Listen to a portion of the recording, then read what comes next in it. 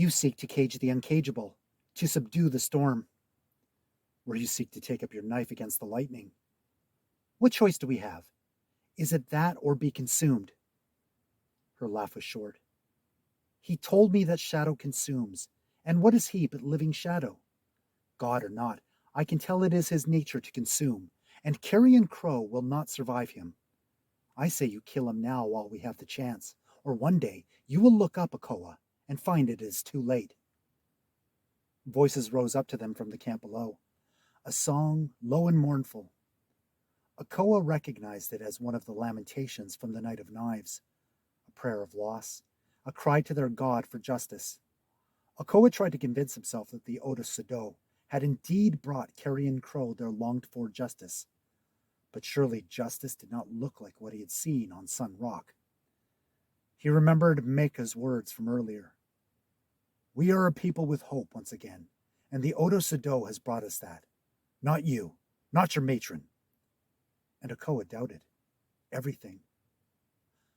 Lord Okoa! They both looked up as one of the shield, a man named Etuya, stood in the doorway. Etuya was one of Chaya's recruits, only a few years older than Okoa and eager to serve. He had been one of the guards in the room when he had returned with the Oda Sado, who had not fallen to his knees. What is it? There is a woman in the camp asking to see the Oda Sado.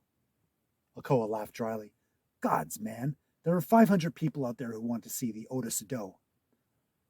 Her name is Shiala, and she called him by the name Serapio.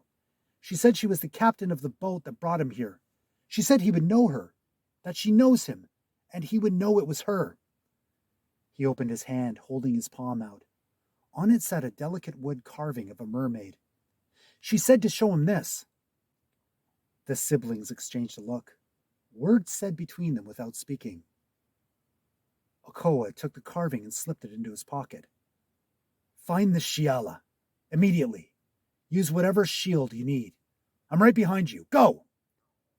I'm coming too, Essa said. You can't. He crossed the terrace in a dozen long strides. You're the matron, and I need to know you are safe. Okoa!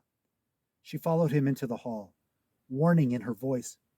Do not grow soft, she hissed. She is a gift fallen into our laps. You know why we need her. Let me help. I have the shield, he tossed over his shoulder, halfway to the stairs. And you have me. A figure materialized from the shadowy staircase just above him. Okoa's heart thumped. Where had he come from? Skies, how long had he been there? And more important, what had he heard? Serapio was dressed in black. Someone had replaced his tattered pants with a long black skirt that billowed around him as he walked, and he wore the padded armor of the shield over a long-sleeved shirt. The crow feather cloak graced his shoulders, and he clutched his bone staff in his hand. Okoa suspected one of the ants had chosen his regalia, and she had chosen it for impact, as it made a formidable impression.